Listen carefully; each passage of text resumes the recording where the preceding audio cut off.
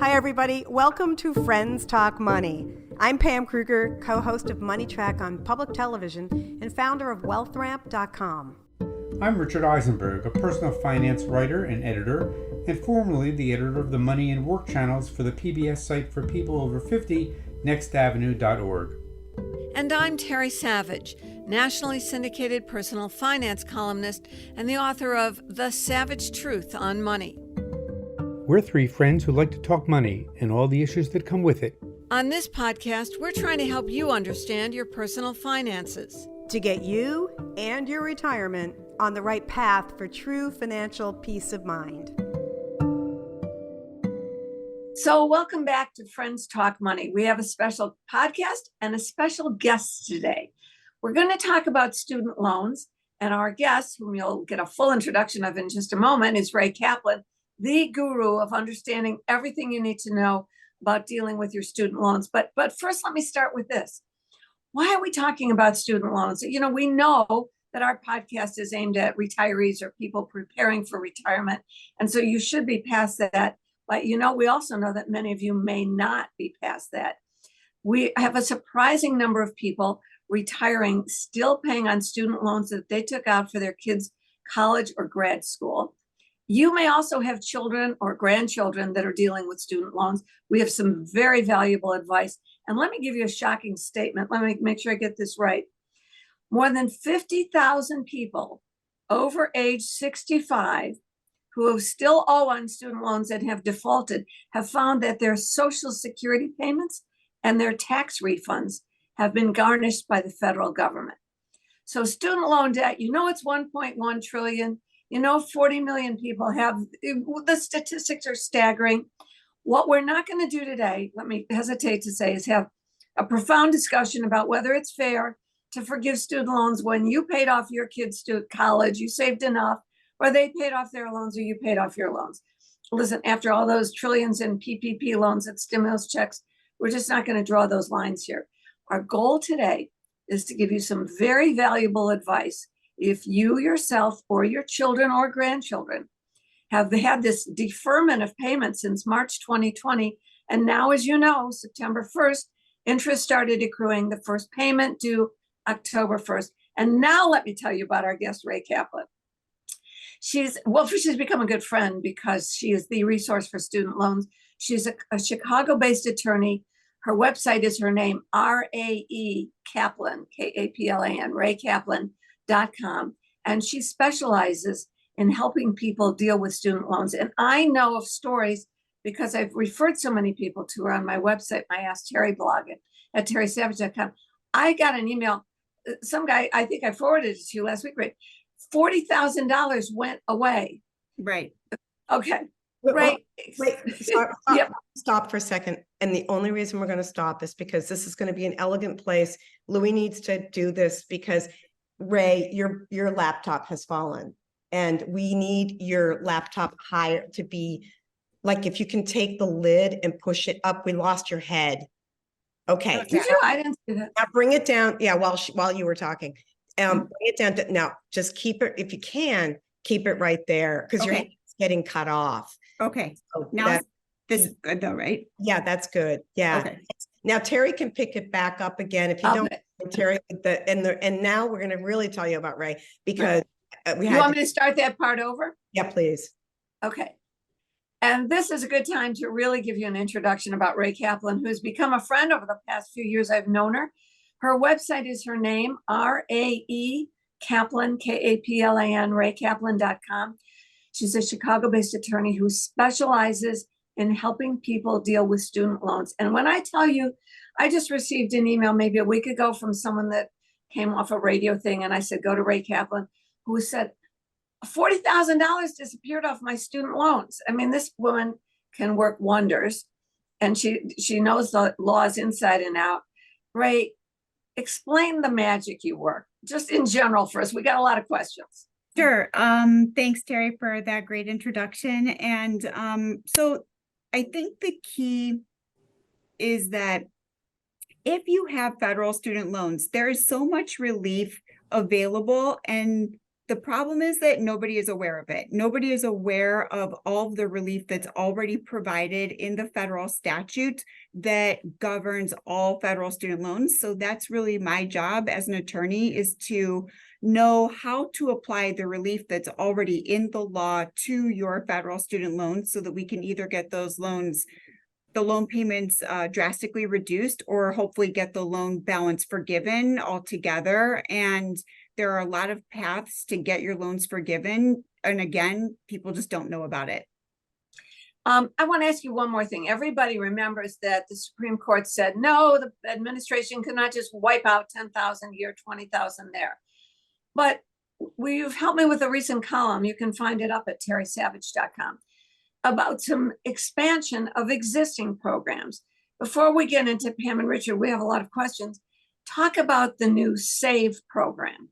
Right, absolutely. So the Biden administration is really touting this new income-driven repayment plan application. It's called the SAVE plan. And basically what it does is, for most borrowers, it's going to lower your monthly payment by about 50% because it uses a new formula that allows for more of your income to be shielded from the payment.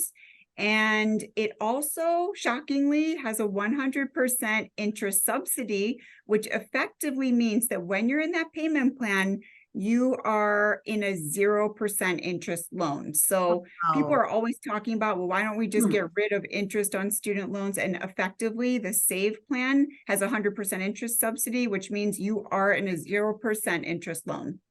And it also, it used to be a lot of people were not allowed to be in these plans because their spouse's combined income moved them into a higher payment.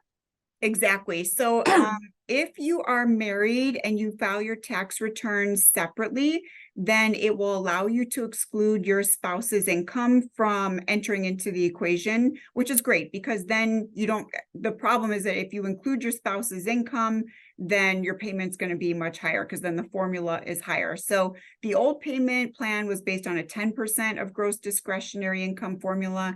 This is based on a 5% of gross discretionary income formula. And it also allows 225% of the poverty index to be shielded from payments. So we can get into that later, but it really does reduce your payments. But you don't necessarily want to enroll in this payment plan, and we'll also go over that when you want to be in this payment plan and when you may not want to be in this payment plan. I love it. Pam, Richard, Pam, you start. I'll let you chip in. Before we get to the details, and we have a lot of details, so you might all want to have a pencil and paper handy. Again, if you go to terrysavage.com, Ray is interviewed, and she gave me all these details in writing. So scroll down my columns, and you'll see one called Student Loan Sticker Shock. But Pam, your thoughts on the whole topic of student loans? Well, just like you, Terry, I mean, I was thinking to myself, people over 50, why do they care? And you threw out some big numbers, but overall, according to the credit bureaus, why do people over 50 care? Because there are 3.5 million Americans 60 and older holding a total of $125 billion in student loans. So I'm eager to find out where we are with the SAVE plan, when it kicks in. And surely we've seen a lot of plot twists so far with any federal student loan relief program. So fingers crossed. Richard? Well, I'll just throw out two more statistics just to add on top of what Pam and Terry were saying, because they tell you why we're doing this today. We hear so much about student loans as though it's only about people in their 20s and 30s. 1 in 5 people with student debt today is over 50. And the fastest growing demographic of student borrowers is people 62 and older. Now, some of those are people who took out loans themselves and they're still paying them off. Some of them are parents who took them out for their kids, and we're going to talk about those parent loans and those plus loans and some of the drawbacks with those as well. So I think this is a very important topic for our audience to hear about. So I'm so glad Ray's here today. All right, Ray, let me lead you through this. But let me give you all a resource. I said, get your notes. If you go to the federal government's website, studentaid.gov, you'll see a lot of stuff, but there's a little search box. I figured out the best way to find this stuff. If you put the word SAVE, S-A-V-E, in the search box at studentaid.gov, you'll see a bunch of things, but the first item in that resource explains the SAVE, S-A-V-E plan. This is what we just started talking about. Basically a program that lets you have higher earnings, not combine your earnings with your spouse. A smaller percentage of your earnings is used to create a lower monthly payment, or even a zero monthly payment. I'm going to ask you about that, Ray, for singles and married. And it says enroll now. So before you enroll now, as Ray just said, what else do we need to know? Let's talk about how you could even have zero payments and qualify for how many years? 10 years, and then it'd be forgiven? Okay, so this is where it gets a little bit complicated. So if you're a single borrower and I believe you're making under, oh dear, I don't have the number. I have it here. I'm going to look it up. I've got it up here. So it's 32,500. 32, I was going to say 36. Okay, 32,000. Then you probably will $32,805. Okay. Below that. And for a family of four, it's No. 67,500. Right. So if you are below those amounts or at that amount, then you'll qualify for a $0 monthly payment plan, even if your loan balance is $100,000. Now, what most people don't know about federal loans is that all federal loans by operation of law are forgiven after 20 years by operation of statute. So if you have undergraduate loans, they're forgiven after 20 years in an income-driven repayment plan, including SAVE. If you have graduate loans, what we call plus loans, parent plus or graduate plus loans, instead of 20 years or 240 months, they're forgiven after 300 months in an income-driven repayment plan. Now, so what this means is, depending on your circumstances, if you're going to be making, let's say 32,000 or thereabout for, the next, whatever the term is that you have left on your loans, you might be paying $0 per month on those loans until the loan balance is completely forgiven. In the old days, under the normal income-based repayment plan, if your payment was not enough to cover the interest that was accruing on your loans, your loan balance, you would see your loan balance grow over the whole term of the income-based payment plan, and then your loans would still be forgiven, but you would have, let's say, $50,000 in loans forgiven, which represented all of the interest that had accrued over this 10 or 20-year period. And so then you would have to pay federal income taxes on the amount of loan forgiveness that you received. But with the SAVE plan, because it has 100% interest subsidy, that effectively means that your student loans, while you're in the SAVE plan, are a 0% interest loan. So you don't see the loan balance grow, even if your loan payment is $0 per month, and then the balance is forgiven. Then that means that you potentially will have to pay far less in income taxes on any forgiveness amount. Does that make sense? Yeah, talk about income taxes. There were some programs the government put into effect or were trying to put into effect that would say, no, typically loan forgiveness is a taxable item, but it is still taxable when you ultimately get that forgiveness, right? Right. So the big difference there is public sector loan forgiveness versus private sector loan forgiveness. So what I mean by public service loan forgiveness is, let's say that you're employed in the government or you work for a not-for-profit entity. So this would apply to public school teachers, doctors, nurses, who work maybe at Northwestern or Advocate. Those are not-for-profit entities. Or you work for Chicago Public Schools, and you're making payments under public service loan forgiveness. That means that you only have to make payments for 120 months, that's 10 years, while employed full-time in the public sector, and then your entire loan balance, even if it's $500,000, is forgiven tax-free. Those are two different programs. Right. Public service loan forgiveness.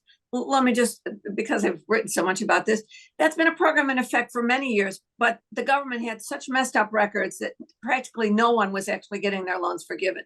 Wow. The administration 2 years ago cleaned up that program and has gone back and recalculated. So if you're a public employee, or what about your parents are a public, if it's a parent loan, parent public employee. So yes, okay, so that's also where it gets a little bit complicated too. But to answer your question, so there's public service loan forgiveness that applies to anybody working in the public sector full-time, 10 years, loan balance is forgiven. If you're a parent and you have federal Parent Plus loans and you work in the public sector, you also get public service loan forgiveness, but you have to have done a federal consolidation of your loans. So you can't have 4 federal Parent Plus loans and then apply for public service loan forgiveness. And this is the time to do this now, is you do a federal consolidation, turn those Parent Plus loans into a direct federal consolidation loan, and then that makes them eligible for PSLF. So this is great for Parent Plus borrowers who have $200,000 in federal Parent Plus loans. All we got to do is do a federal consolidation, enroll them in the income contingent repayment plan, which is a different formula, but still better than most other plans, and 10 years of payments, and their entire loan balance is forgiven tax-free. So none of the loans that are forgiven will be taxed as income. Okay, so, and that's here and now. That's not under necessarily to do with the SAVE plan. That's actually exists right now. Yes, that exists, and that has existed since 2007. That's when public service loan forgiveness was first written into the statute. So the first people eligible for public service loan forgiveness came to be eligible for it in 2017, so 10 years from 2007. But there is a lot of confusion because the way I believe it says on the Department of Education's website that Parent Plus loans are not eligible for public service loan forgiveness. And so a lot of people have paid $200,000 on their federal Parent Plus loans, when in reality, they only needed to pay $50,000, and then the entire loan balance of $250,000 would be forgiven tax-free. Ray, can I ask you 2 big picture questions? So the first is, a lot of people felt like the rug was pulled out from under them when the Biden administration first came out with their plan for student loan debt, and then the Supreme Court said, no, that's not going to happen. Is there a chance that that could happen again with the SAVE program, or is that not an issue for you? So the Biden administration is now talking about going back and trying to do another executive order, but this time, instead of using the American Rescue Recovery Act, or the HEROES Act, they tied the executive order to different legislation. Now they're trying to tie it to the Higher Education Act. The issue is this: whether you agree with loan forgiveness or not, it's a question of how you do it. So anything that's going to cost taxpayers billions or hundreds of billions of dollars you have to go through Congress. And so the Biden administration right now is going to try to do it again through another executive order. And I think it's pretty much politics at this point to maybe kind of keep that issue alive. What I don't like about that is that it's giving a lot of people hope that they might get their $10,000 or $20,000 in loan forgiveness, when it really is going to be struck down by the Supreme Court again, if it even gets there, as unconstitutional. They would have to go through Congress and the Senate and then have it signed by the president. And there's just not enough bipartisan movement. There's another proposed legislation right now to have 0% interest on all federal student loans, and that doesn't have any bipartisan support. So I'm also not very optimistic about that one. But I think the key for all of Terry's viewers is that there is so much relief and forgiveness available if you know how to get at it. We just had a client recently who had a $240,000 loan balance completely forgiven all in one fell swoop, just by us applying the Biden administration's different executive order, which is called the IDR account adjustment, which we can get into later, Terry. And that gives you credit for years where you may have been in forbearance or deferment.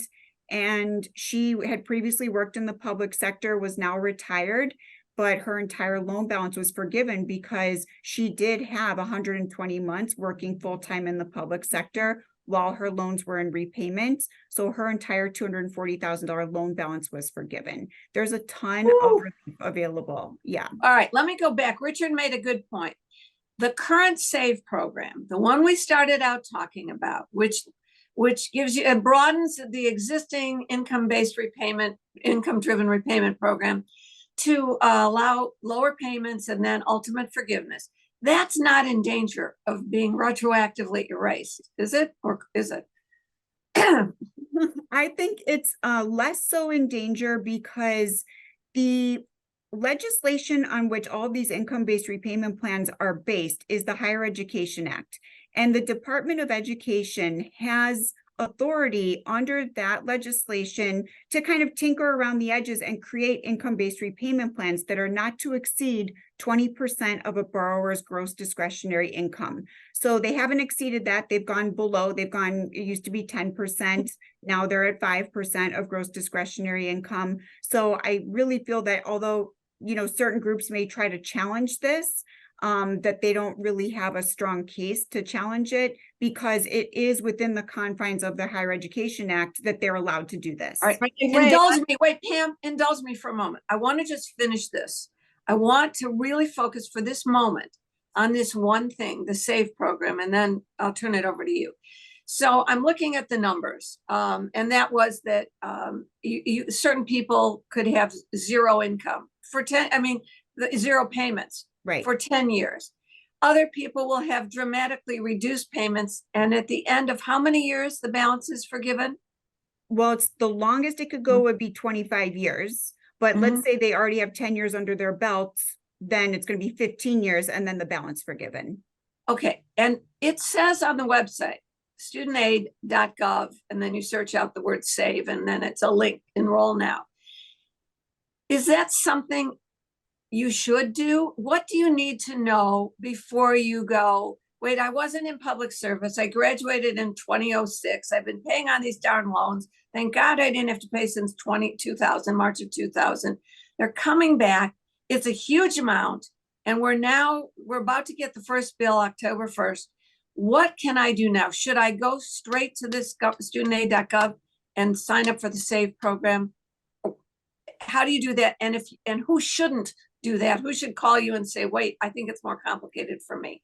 Okay, so I would say people who are currently employed in the public sector and are going for public service loan forgiveness, it's a no-brainer. You should be enrolled in the SAVE plan because it will lower your payments, and those payments do count towards the magic 120 payments you need for public service loan forgiveness. So then it's just a question of you get to pay, instead of $500 a month, say $250 a month until your loans are forgiven under public service loan forgiveness. So anybody going for public service loan forgiveness, definitely enroll in SAVE because it'll just reduce that monthly payment for you. Wait.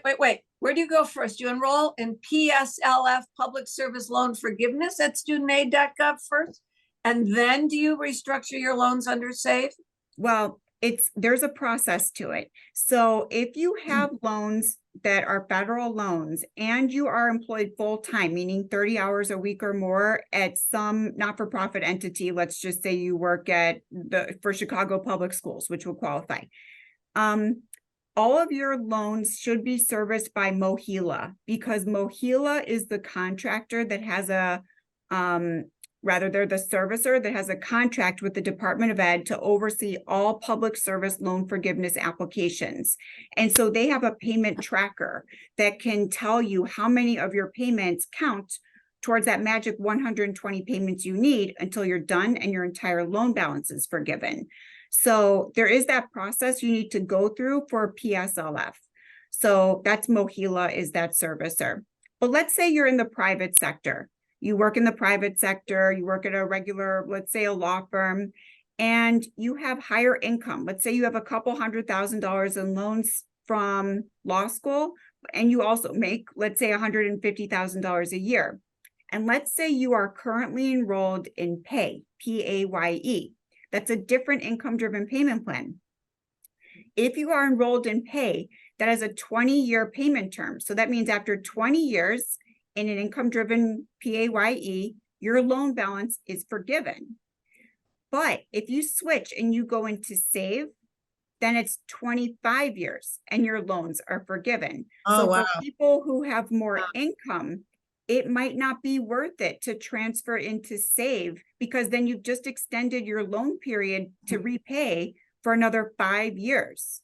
Whereas if you stay in PAYE, P-A-Y-E, you've just reduced it by 5 years. why we need lawyers to explain this. So who's the sweet spot? Who should go now? All right, public service loan forgiveness, you can find at studentaid.gov. If you can also find out who services your loans there, you've got a student loan number. So if you sign in, you can find your loan servicer. If you have public service job employment, you want to get your loan servicer switched. Is that tough, by the way, to do to Mohila if somebody else is servicing? It's not that tough to do. What you want to do is you're going to get the public service loan forgiveness employment certification form, and you can find that at studentaid.gov. And you're going to print it out, take it to your employer. Your employer is going to write on there when you started, that you're full-time, that you're still employed there full-time. They sign it, you sign it, and then you're going to submit it to Mohila. Also, you want to create an online account with Mohila, because as soon as they get that employment certification form, they're going to see, oh, okay, this person's going for PSLF. We're going to take over their loans. And that's how. Right. So then you're going to create your online account with Mohila, and then you get to track how many payments you have counting towards that magic 120 that you need. And you've got to recertify each year, and no other payment plans other than income-driven payment plans qualify for public service loan forgiveness. So if you accidentally get switched into, say, the extended graduated repayment plan, those payments don't count towards PSLF. And so that's why people were getting denied, because they were in the wrong payment plan. And so even everything else was correct, but they were in the wrong payment plan, making payments for years and not getting their loans forgiven. Wow. Hey, I have a question. When will this SAVE program be available for my mortgage? Never. This does affect, we're getting into the weeds a little bit, which is good. But, we know that there are more than 40 million total Americans who are in the process of repaying federal student loans. Just a side note here, women are the most impacted by this plan. I say this because we all know that it takes women about 2 years longer than a man to repay a student loan. Maybe you didn't know that. It takes about 2 years longer. And that's partly because women typically earn less than men, and even though they owe more than men. And of course, women take time off to raise kids. But Ray, let me ask you 2 questions. We now have a much better idea and an understanding of how SAVE helps people. The plan is going to help millions of borrowers, to make it more affordable. So what could go wrong here? What's the worst case scenario? Well, so the trend over the last few years has been to make the laws relating to student loans more progressive, better payment plans, more forgiveness, lower payment plans. So my feeling is that eventually the pendulum is going to swing the other direction. So it's possible that the SAVE plan will not be the SAVE plan that we see today. They might tinker around the edges and make some changes and make it, they could change the formula. However, if you do a federal consolidation of your federal loans now and you enroll in the SAVE plan, the language should be in the promissory note so that you're locked in, so that later on, if they do make changes, it may not even affect you if that language is in the promissory note. And they have already started enrolling people in the SAVE plan. If you were previously enrolled in the Repay plan, which is a different income-based repayment plan, they're basically just automatically enrolling you in the SAVE plan, which is fine, because for 99% of borrowers, it's going to be to their benefit. The ones where it may not be to their benefit are those who are higher income earners who are enrolled in PAYE. Okay. So Richard's got a question. I've got one more little thing. This last thing I'm going to ask you is, I love to bring things back to the real world and real examples. Can you give me a couple of success stories that you can think of where this has really worked for individuals? Oh, absolutely. So we've had I was just discussing it with my paralegal earlier, over $14 million in federal loans forgiven, just our firm, just by applying under the rules, under the federal statute, to make sure that borrowers are taking advantage of what is in the statute and what applies to them as federal student loan borrowers. So we had the one young lady who previously worked full-time in the public sector for 10 years, and she was now retired. We were able to apply to do a federal consolidation of her loans and then have her entire $240,000 loan balance forgiven.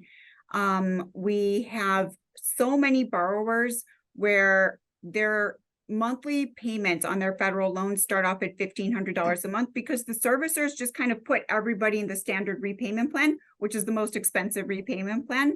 And by enrolling them in income-driven repayment plans, we've been able to reduce their payments to a couple $100s a month in many cases. The other really important thing to be aware of is Federal Parent Plus loans are eligible for public service loan forgiveness. You just have to follow the right procedure, do a federal consolidation. And here's the other big news. We can, if you already have Federal Parent Plus loans, do something called a double loophole consolidation. So basically what this means is if you have it's really exciting. If you have 4 Federal Parent Plus loans, let's say, and they each have their own balance. Let's say you take 2 of those Federal Parent Plus loans and you consolidate them. Then you take the other 2 and you consolidate them. Now you've got 2 federal consolidation loans. If you consolidate those 2 federal consolidation loans into 1 federal consolidation loan, those Parent Plus loans are now eligible for the SAVE plan, which is going to cut your payment by 50% and give you 100% interest subsidy. So that means that we can get Federal Parent Plus loans into the SAVE plan. Now, that's a loophole in the statute that the Department of Education has realized that we are utilizing. And so they have advised that this loophole is going to be closed as of July of 2025. But that also means that we can use it up until July of 2025. So you're not stuck in that income contingent repayment plan, which is a much higher monthly payment. Wow, Richard, wow. Well, I think I now know what all the real estate tax shelter lawyers are doing these days, the ones who were so busy in the 1980s and 90s, now they're doing college loans. So I've got one SAVE question and one private loan question. So my SAVE loan question is, my understanding is part of the SAVE loan rules take effect now and some not until next year. Can you talk about what's happening now and what's going to happen next year? And then after that, I want to ask you about private student loans. Right. So the portion of SAVE that they're not able to really implement until next year is that some people who are enrolling in SAVE have a combination of undergraduate loans, which are eligible to be forgiven if the balance is under $12,000 after 10 years. So the Department of Ed is not able to really implement that payment tracker until next year. So some people's loans for undergrad will be forgiven more quickly than they anticipate. But your plus loans, let's say you went to undergrad and then grad school, your graduate loans are not eligible to be forgiven for 25 years. Okay. And then, traditionally what I've heard from financial advisors is they've typically discouraged people from taking out private student loans, and they say get the federal loans. And they say don't get the private loans because you never know about those servicers and they could charge too much, and some of them may not be reputable. But now I'm reading that the tide is starting to turn a little bit, and I've been seeing some experts saying no, actually today you should look at private loans because their fees might be lower, their interest rates might be lower. I wonder, what do you think about private loans compared to the federal student loan program? Okay, so I will tell you that in my experience, about 80% of the time, it does not make sense to take out private student loans, even if you are potentially going to get a lower interest rate than, say, you would for a federal student loan. I'll give you an example. So up until very recently, doctors working for a big hospital institution called Kaiser Permanente were not eligible for public service loan forgiveness because the state laws, I believe it was in California, don't allow doctors to be kind of directly employed by the hospital. They have to be basically independent contractors. And so they weren't eligible for public service loan forgiveness. A lot of those doctors refinanced their federal loans and turned them into private loans. Well, look what happened. The Biden administration just made some changes to the PSLF rules and said, now all the people working for Kaiser Permanente are eligible for public service loan forgiveness. So if you had refinanced your $200,000, $300,000 in federal loans and turned them into a private loan because you got a slightly lower interest rate, that means you're going to pay back $200,000 or $300,000 plus the interest. Whereas now those people who did not refinance those loans are going to be eligible for PSLF, maybe pay back 50 grand and then get the entire $200,000 in loans forgiven under public service loan forgiveness. So the benefit for federal loans is that you have the federal statute which governs. And if you have a change of circumstances, let's say you lose your job, let's say you're hurt, let's say you're not able to work, under federal loan statutes, we can get your entire loan balance forgiven. We can get you enrolled in a $0 payment plan and you're current and in compliance with the statute.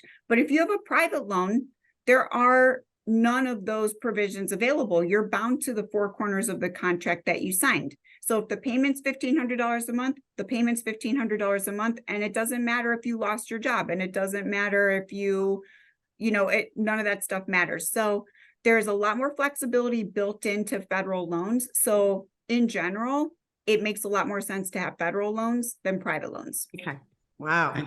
Boy, Ray, this has been amazing. There's so many details. I'll ask you one more practical question, then I want to ask you the question that's on everybody's mind, which is how they reach you and what it costs. But talk about consolidation for a moment. In the olden days, you had one chance to consolidate your loans and you waited till you thought rates were lower and you consolidated them, and then you couldn't do that again. Just speak to the topic of consolidation as it applies to the SAVE program, which you mentioned, or even the Parent Plus consolidations.